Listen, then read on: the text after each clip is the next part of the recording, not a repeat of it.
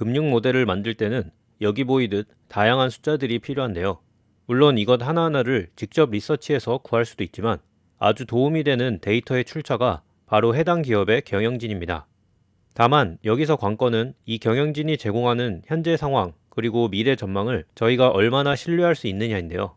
그래서 오늘은 테슬라의 잠재적 투자자 관점으로 이 회사를 이끌고 있는 일론 머스크라는 인물을 예제로 보겠습니다.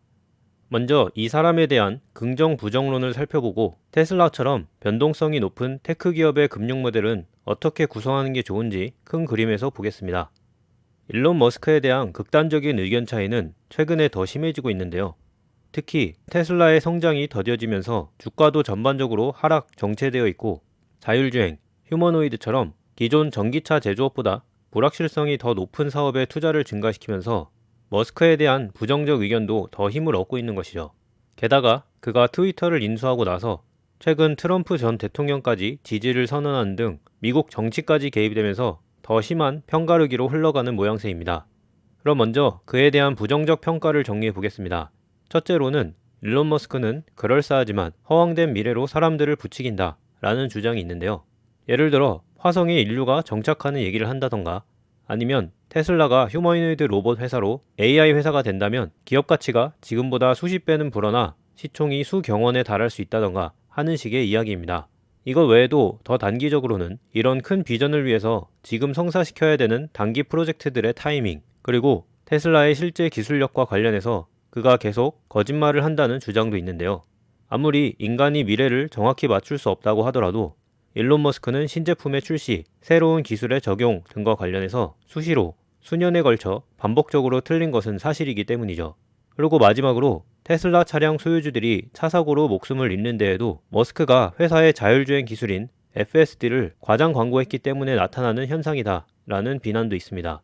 이에 대한 연장선으로 그의 정치적인 성향, 인간의 뇌에 칩을 심는 꾀름직한 과학실험, 그가 보유한 다양한 회사들과 테슬라 사이에 논란이 될 수 있는 거래들, 이런 것들이 모두 엮여서 도덕적 문제를 제기하는 게 여기에 포함됩니다. 어쨌든 지금까지 둘러본 부정적 의견의 대부분은 사실이라고 할 수 있습니다. 그럼 이번에는 머스크를 긍정적으로 평가하는 사람들의 의견도 보겠는데요. 첫째로 머스크의 커리어를 더 장기로 보면 그가 실제로 신기술을 활용해서 성공적인 혁신을 이루는데 능숙한 유능한 비즈니스맨이라는 점을 꼽습니다. 20대 초반에 아이테법을 당시에 현재 페이팔이 된 이메일로 돈을 송금하는 이 혁신을 성공적으로 구현해낸 사람이고 미국, 러시아, 중국과 같은 초대형 국가의 영역이라고만 여겨진 우주항공 분야에서도 스페이스X라는 기업을 통해 현재 가장 많은 우주로켓 및 인공위성을 쏘아올리는 기업을 만들어냈습니다. 그리고 지금은 전기차가 누구든 진입할 수 있는 시장쯤으로 여겨지기도 하지만 사실 머스크가 처음 테슬라를 정상기업 궤도에 올릴 때만 해도 전기차는 불가능한 시장이다 라는 인식이 자동차 산업에 팽배해 있었는데요.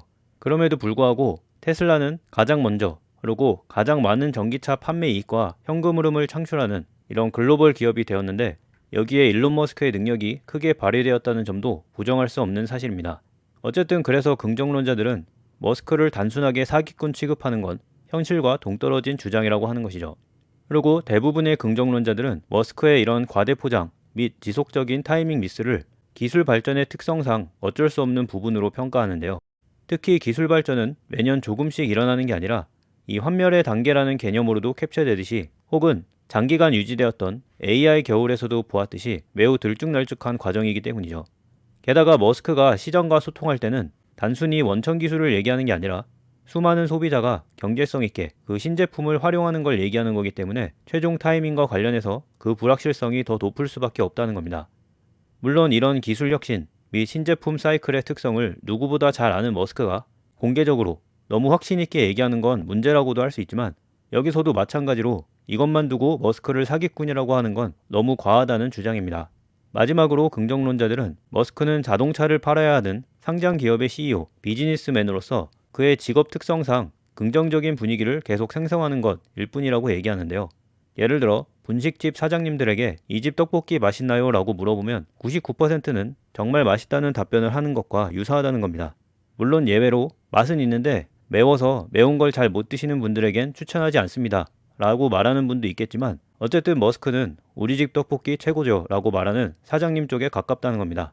이런 머스크를 무작정 비난만 할 수 없는 게 그의 이런 세일즈 마케팅 능력으로 아무도 타고 싶어 하지 않는 전기차를 상당히 매력적인 자동차 카테고리로 변화시킨 것이고, 신뢰할 수 없는 민간 기업의 로켓 인식을 가지고 있던 미국 정부 및 나사 전문가들을 설득해서 지금의 스페이스X가 탄생한 것이기 때문입니다. 이렇게 머스크에 대한 다양한 의견은 테슬라라는 기업의 금융 모델을 만들 때 걸림돌이 될 수 있는데요. 특히나 테슬라 같은 테크 기업은 대부분의 가치가 먼 미래에서 오는데, 그걸 구현해내는 리더를 신뢰할 수 없다면 미래 추정, 계산을 하는 것이 점점 더 어려워지기 때문입니다. 그래서 투자자 입장에서 가장 합리적인 건 저희가 본 긍정 및 부정론이 모두 사실이라는 걸 인지하는 건데요. 한번 정리해보면, 머스크는 많은 사람들에게 불편함을 줄 수 있을 정도의 공격적인 과장을 즐겨 활용하지만, 첨단 기술을 활용해서 많은 사람들이 불가능하다고 하는 여러 산업에서 실질적인 성과를 낸, 그리고 현재도 계속 그 도전을 하고 있는 비즈니스맨이다 이라는 걸 인식하고 이걸 모델에 반영하는 식이죠. 예를 들어서 금융 모델에 들어가는 각종 요소들, 예컨대 전방시장의 전체 규모나 기술의 실현, 적용 가능성, 그리고 이것의 현실적인 타이밍, 테슬라뿐만 아니라 경쟁사의 상황까지 고려한 시장 점유율 예측, 최종적인 수익성으로 여기에 필요한 투자 금액 등을 분석할 때 머스크가 제공하는 추정치를 사용은 하되 그의 전망값들을 가장 긍정적인 최상단 값이라는 걸 고려하는 겁니다. 그러면 이게 테슬라의 가장 긍정적 시나리오 값들이 되는 것이고요. 여기서부터 시작해서 더 부정적인 현실적인 값들을 모델에 넣으면서 베이스와 베어 시나리오를 추정해 나갈 수 있는 겁니다. 이런 과정을 통해서 숫자 기준점이 생긴다면 테슬라의 로보택시 이벤트가 이번 8월에 열리던 10월로 연장되던, 아니면 자율주행이 예상보다 1, 2년 혹은 심지어 5에서 10년까지 더 늦게 실현되던 간에 각 시나리오가 창출하는 숫자로 투자 판단을 할 수 있는 가장 합리적인 접근이 되겠습니다. 다르게 말하면 머스크에 대한 객관적인 인식과 숫자 기준 모델을 동시에 가지고 있다면 단기적으로 그가 주장하는 마케팅, 세일즈 피치 등을 듣고 흥분해서 주식을 샀다가 그게 현실화가 바로 안 되면 주가가 빠질 때 실망하던가 하는 식의 손실을 피할 수 있겠습니다. 참고로 이런 경영진이 제공하는 숫자 기반의 가치평가는 엔비디아 영상에서 예제로 적용을 해봤는데요. 당시에는 AI 반도체 시장의 전문가들인 엔비디아의 CEO 젠슨 헝과 AMD의 리사스 의견을 기반으로 엔비디아라는 회사의 약식 가치평가를 진행했었죠. 그러면 다음 영상에서는 이런 가치평가 방법을 테슬라에도 적용해 보도록 하겠습니다. 오늘도 공부하느라 수고하셨고, AI, 테크 투자 관련 추가 분석 자료나 가치평가 결과 등을 보시려면 영상 아래 링크를 확인해 주세요. 감사합니다.